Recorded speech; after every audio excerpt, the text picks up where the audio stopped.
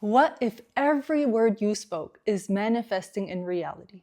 What if your brain is a magic wand and what you say to it, it responds to with, "Your wish is my command"? Did you know that abracadabra literally means, "As I speak, I create"? The words you use and the thoughts you think are a blueprint of what you are creating and experiencing. Your words are forces of creation. Words matter way more than we are aware of. Our intention with sharing all of this information is that you become aware of your thoughts and beliefs so you can shift them and create an upgraded reality.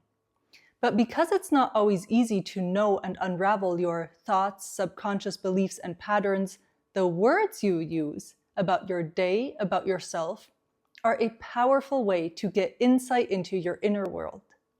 Words are the first time you express outwardly what it is that you actually think, believe, and feel inwardly. Take a moment and check in with yourself which words you often use during the day. In communication with others, how you explain the day, what phrases you repeat. You can go through different aspects of life, your job, your partner, how you speak about yourself. Are those words often heavy, complaining, blaming? Do you feel like a victim of life, like you just aren't as lucky as others? Or say, "Well, that's just life. Life is hard. It's my circumstances." Or do your words reflect how amazing your job or partner is, how much you love life? Now, you must understand that your mind's number one job is to keep you safe, not to make you happy. It does that by trying to bring you away from pain and towards pleasure. But this is quite ironic and can be contradicting, because you might be thinking, well, I do experience pain. Your mind, specifically your subconscious, does not know if what you tell it is true or not. Every word you speak, every thought you think, is an instruction to the brain, and your mind works to make it real. Your mind literally does what it thinks you want. And important to note is that every word you use and thought you think has a physical reaction and an emotional response. That was a lot, so let's break all this down. When you say, "I'm so scared of the presentation, of flying, of being in tight spaces," your mind signals danger. So it will try to get you away from that by getting you distracted, making you anxious, making you ill. If your mind brings you away from pain and towards pleasure, but it also doesn't know what is good and bad, it simply depends on what you tell it is painful or pleasurable. So when you say, "I love pizza, beer, and sweets. I hate working out," your mind is following your instruction, bringing you towards pleasure with saying, "Eat, drink more of that," and away from pain by helping you procrastinate and avoid working out. Think about all the words you use, and especially what you say about yourself. "I always mess things up. I'm so forgetful. I'm terrified. My mind is like a sieve." Those are instructions to make you stutter, freeze, make you not remember things. That's exactly what you told your mind. Every muscle, every cell in your body is responding to the words you use and the thoughts you think. Your body, the physiological responses, are adapting to match your thinking.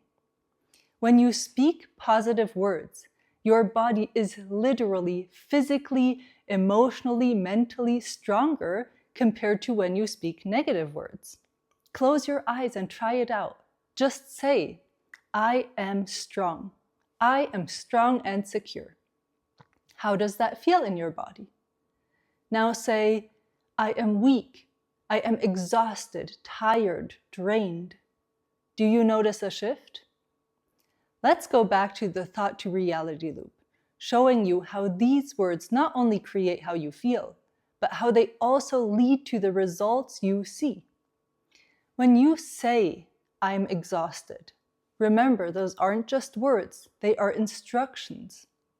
That creates a feeling of being tired, unmotivated, sleepy, which of course affects your behavior and your actions, leading you to not being productive and focused. Your brain is always listening and responding to what you say.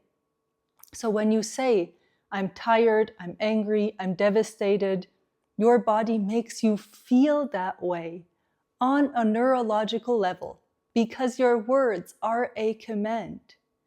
When you say, "I'm so annoyed," you feel your jaw muscles tensen up, your stress levels rise. You are bringing your nervous system into fight or flight. By choosing those words, you create that outcome. Most people aren't aware of their words.